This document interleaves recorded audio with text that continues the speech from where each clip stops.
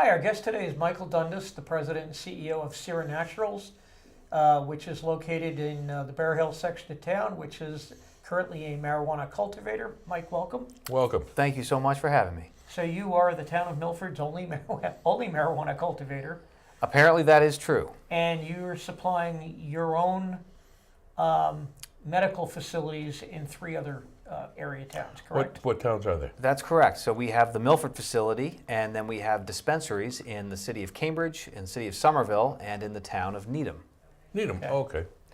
And you were grandfathered by vote of the town meeting and the voters of Milford to be able to expand into the retail or recreational part of marijuana sales, while the rest of the town, you and Proverde, and everyone else was voted out. So how are you coming on your plans to get into the other side of the business, the non-medical side? That's a great question. We feel very grateful that the town meeting decided that we would be permitted to move forward on what we're calling the adult use. Some folks call it recreational. We call it adult use cannabis.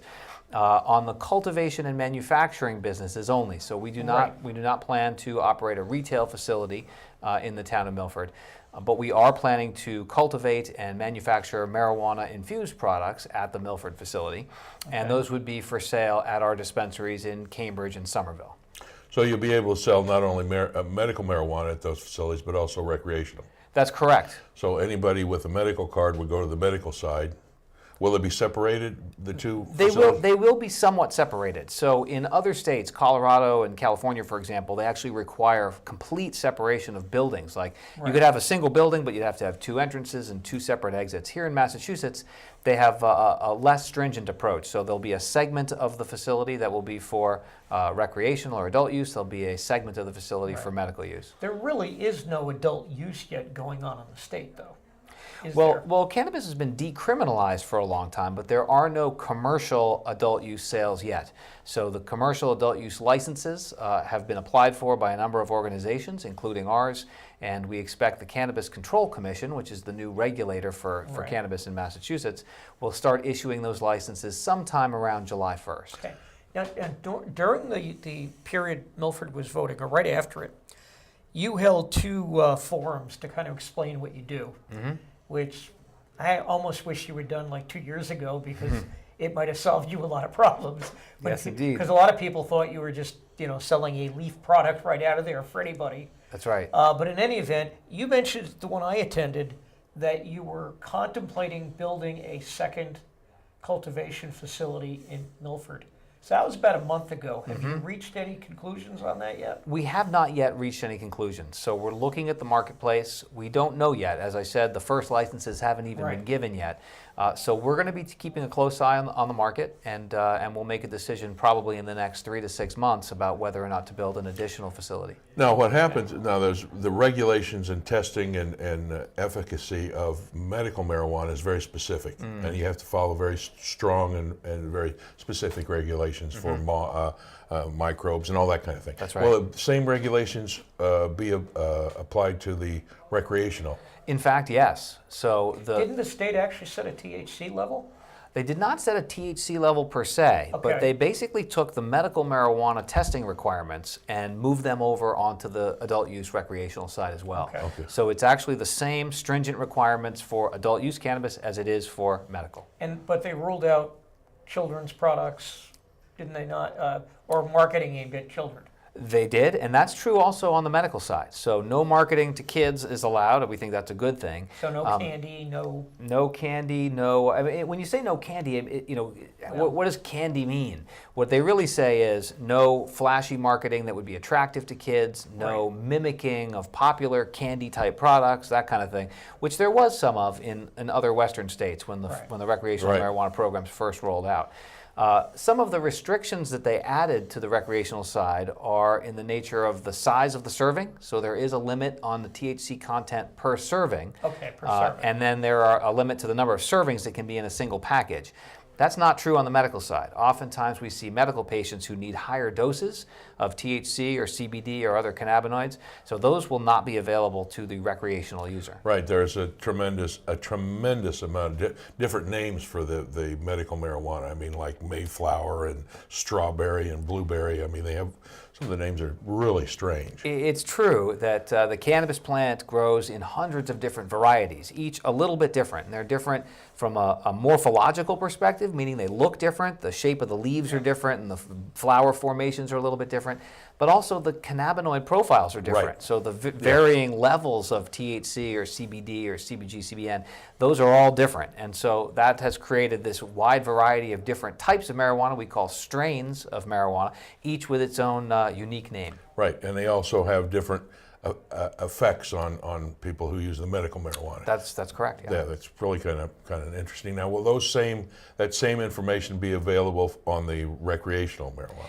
It will, and I think that really the key differences between medical and recreational are, as I say, in the form factor, in the dosage restrictions on the recreational side, and the number of pieces. But most of the same types of products are going to be available for both types of customers. Well, what are some of the products you have now on the medical side? So about 60% of our sales are what we call cannabis flower, which is the typical leafy marijuana substance that we all know. Of the remaining 40%, we sell in a couple of different classifications. One's called cannabis concentrates, which are highly medicated, refined substrates of pure cannabinoids, and then also what we call marijuana infused products, or MIPs, MIPs. And those can be any type of different food form, or tinctures, drops you put under your tongue, a spray you might spray under your tongue, like the old Banaka. I remember you at the public forum, you were saying, for instance, that there was a cream for like muscle aches, Yes. and that the cream took longer to get in, but when you put it on your saliva glands, it goes right into you. That's right. So there's various methods of administration. Each one has its own unique sort of barrier to your body and a different time to onset. So rubbing on the skin is probably the longest time to onset, could take an hour or more. Eating is generally a long onset, 45 minutes to an hour. Tinctures, drops under the tongue, probably takes 20 to 30 minutes. And then, of course, inhaling, which you would do with smoking or vaporizing, that's almost instantaneous. Yeah, vape. You sell the vaporizers, the vapes. We sell vaporizable products in a variety of forms. Right. So you could theoretically vaporize the cannabis leaf if you have a what we call flower vaporizer. Right. But we also sell things from that all the way to something akin to an e-cigarette, right, where you have a little cartridge which has concentrated cannabis oil in it. You vaporize that as well. Right, yeah. Okay. I mean, the number of issues and the strength and the way it works is remarkable. A lot of people don't realize it. I mean, I was diametrically opposed to it, but now that my son uses it for a back condition he has a broken back, and it's amazing. It is absolutely amazing the way it works. I'll tell you what, it's been an eye-opener for me over being involved in this business for the past 4 or 5 years. I believe at this point that if there were no history of marijuana use in the United States, no stigma, no illegality, nobody ever heard of marijuana, if some group of scientists wandered off into the Amazon today and discovered this plant, it would come back and be hailed as a miracle drug. Yeah. It has an enormous range of therapeutic applications, just the surface of which have only been scratched. Well, because there hasn't been any government research or government approved sponsored research because of the stigma going back to the reefer madness times of the 30s or 40s. Well, the real question was, up until now, was how they were going to regulate the efficacy of the recreational. Now that they've moved the same regulations over, then that makes me feel much more comfortable that there's going to be the mix and match and that kind of stuff is going to work much better. I can tell you that the Cannabis Control Commission, in our opinion, has done a very good job of, in a short period of time. in a very short timeline, of putting together a very well-thought body of regulations, well-thought-through body of regulations that are very similar in their restrictive nature to the medical program. So there's going to be a lot of oversight, a lot of inspections. A big compliance department is beefing up there at the Cannabis Control Commission right now as we speak, prior to the initial licensees. So I think we're going to see a really well-regulated industry here in Massachusetts. So there are two questions that still sit on the table. One is the way the money's handled. I mean, you know, because it is still federally illegal, the banking industry is very resistive to taking the money in. They don't want to deal with it. That's true. Now, that's been a bigger problem in the western states than it is here in Massachusetts. Fortunately, that has not been a problem for us here That's so good. far. You have banks too. We do. And not only that, we take debit cards, for Right. example, which is often not the case in western states as well. I would say probably more than 50% of the transactions that we do at our dispensaries are handled by debit card. So we hear all the time that cannabis or marijuana is a very cash-heavy business. At least so far in Massachusetts, that's turned out not to be true. I think we're no more cash heavy than any other sort of cash intense business, restaurants, that kind of thing. So I would probably say the illegal side of it's cash intense. that is probably Always true. was. Now the other issue that comes to mind to me is that up until today, if you wanted to have a medical marijuana card and take it medically, then you had to go someplace to a pain management and you pay $100 or $200 to get a license or a permit and then you can go buy it in medical. What's going to happen is if the same regulations are available on the recreational side, then people won't bother going to that pain management and they'll just go buy their own stuff. I think there'll be a certain number of people that use marijuana medically under the program with a card that will decide, hey, it's not economically viable for me to go get this card every year, pay the $200 and the $50 registration fee with the Department of Public Health, and just get their medicine on the recreational marketplace. However, don't forget that there is a 20% tax on sales of recreational cannabis that does not apply to medical. Okay, Medical so the cost still will be higher. That's correct. So the And cost will local be higher. communities can impose a tax. Not only can local communities impose a tax, they also impose community benefit fees and a variety of other types of fees that these cannabis companies are subject to. And you So- had to do the community host agreement. That's correct. That's For correct. retail. Yes. Yes. So essentially what happens is as opposed to being, so that savings, theoretically, the savings that you would. Could go away. Goes away. You really, there's no net gain there. It'll depend on how heavy the user taxes, is. yeah. If it's a heavy user, it would probably be more beneficial for them or more economical for them to go and actually get a medical card, spend that $200 and then save the 20% every purchase. Right. Yeah. Right. Now, the other thing that happens too is that you can now grow your own legally. That's true. And which will impact that marketplace to some extent because people will now, if they're intelligent users, in other words, and they understand CBDs and all the chemical content, they'll pick one that comes close to what they need and grow their own. That's very possible. I think that one of the things, or one of the reasons why we don't feel like that's an enormous threat to our business model, for example, is that growing high-quality cannabis, medical or recreational, is relatively difficult. It takes Yes. time and attention to those plants. And so we see it as somewhat akin to home brewing. Right. So people do home brew today, but it doesn't really take a bite out of liquor store sales. Okay, because I know there's a tremendous expense to doing that. You have to have a dark room and all kinds. Not to mention, because my youngest child suffers from horrible migraines. And his neurologist actually would not prescribe medical marijuana, but said to him, go find it, because he didn't want to be on some, in his words, federal government watch list. Yeah. Well, But in reality, though, the issue is then, okay, it may be legal, where do I find seeds? Where do I find the ability to do it? If you're, quite honestly, not somebody who uses, and you're of a certain age like I am, it's like, I don't even know where to look. Well, what you do is you'd have to go to a pain management, somebody who specializes in that, and then you go and they'll ask you questions and go through the drill, and then you get a medical marijuana card. Then you go someplace and you go online and find out exactly which strain does what. It's just interesting that it's hard for me to realize that, as little as 5 or 6 years ago, there was still the hysteria about, oh my God, we're going to legalize a drug. And, I would go back to these people and go, we sell cigarettes, we sell alcohol, what's the difference? Well, one of the dilemmas is that in a lot of cases, if the mix isn't right, if you don't know the content, then paranoia can jump in, and so that's a real problem. But if the testing is there and the regulations are there, then a lot of that can be avoided. Well, my other comment to those people was candidly, if your kid is going to smoke, you probably don't know he's doing it now. wouldn't you prefer that they buy from someplace that's the product is tested, you know exactly what's in it, you may know the THC level in it, as opposed to you get something from some guy on the street that might have fentanyl in it, or what was the stuff years ago they used to say, paraquat, The pesticide. the pesticide Right. herbicide Yep. that was coming out of South America.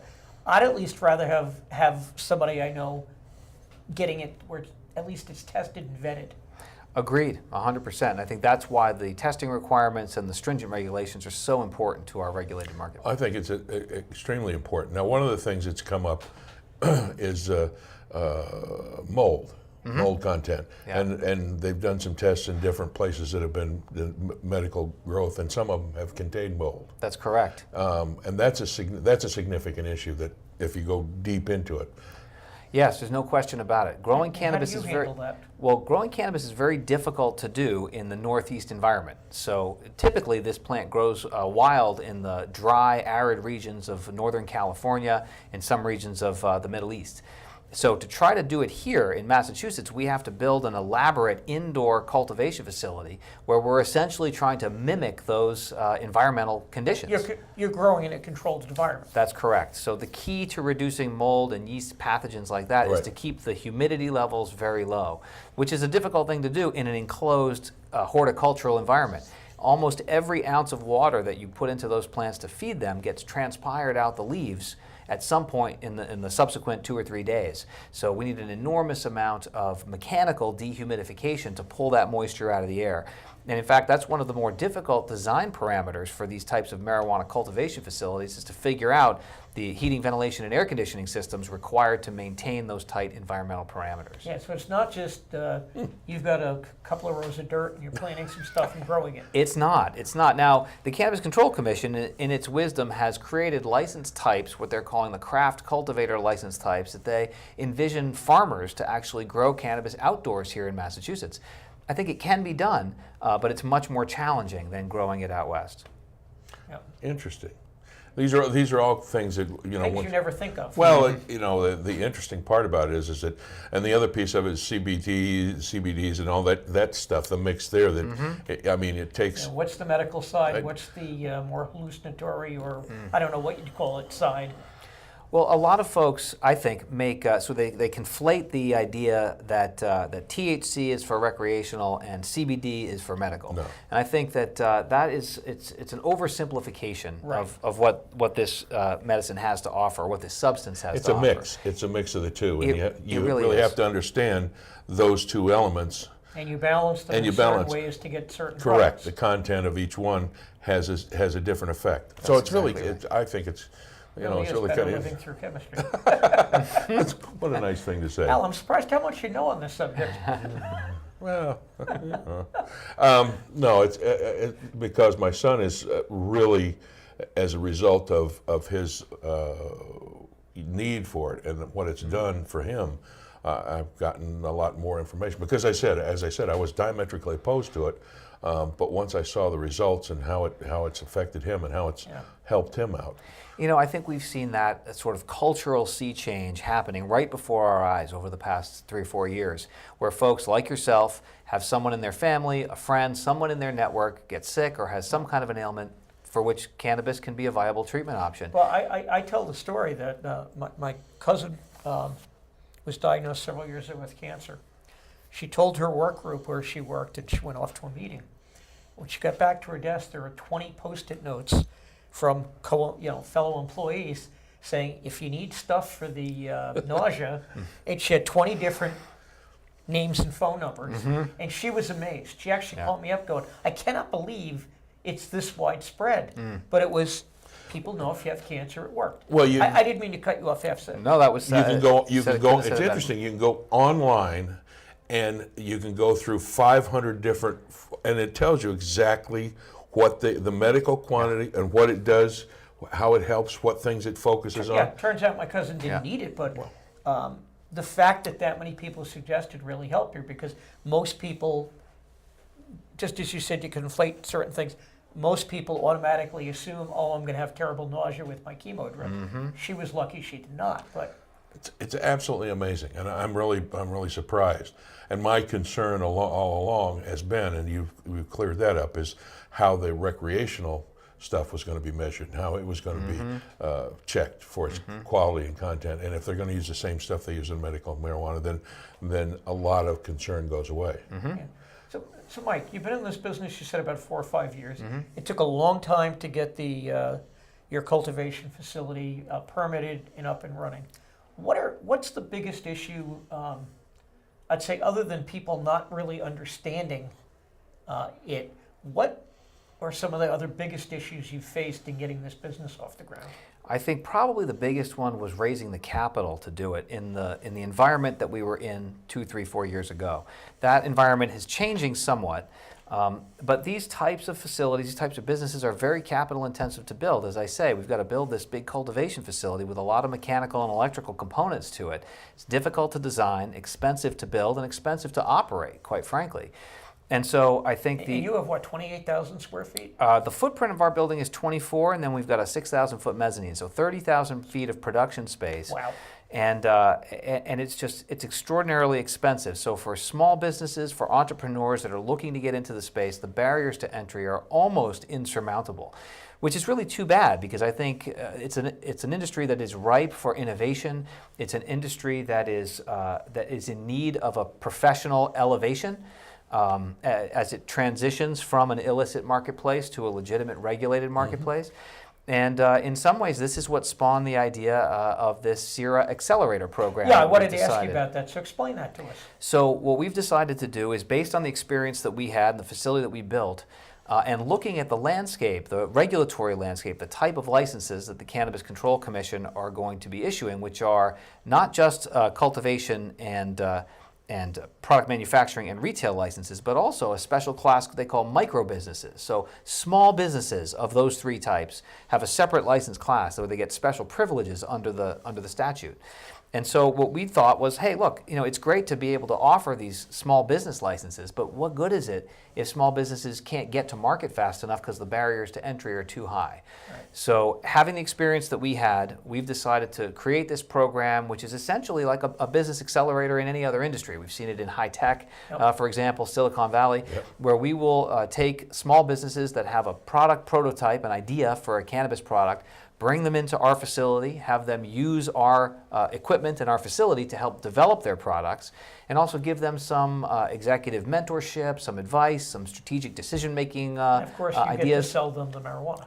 Well, we would provide, actually in the program, we'll provide the cannabis oil that they would use absolutely free of charge, but in exchange for this whole arrangement that they would go out and essentially build their business, we would take a small equity position in their business. In their business. And so we believe Standard and high tech. Yeah. Standard and high tech, and we believe that aligns all of the incentives in the same direction. We want these businesses to succeed just as much as they do. It reduces their capital investment. That's correct. And that's a good thing, so they can go out and make money and then make that decision to move into the capital expenditures. That's correct. But I didn't realize, just to apply for a retail license, I have to show a signed document that I have a cultivator willing to supply me.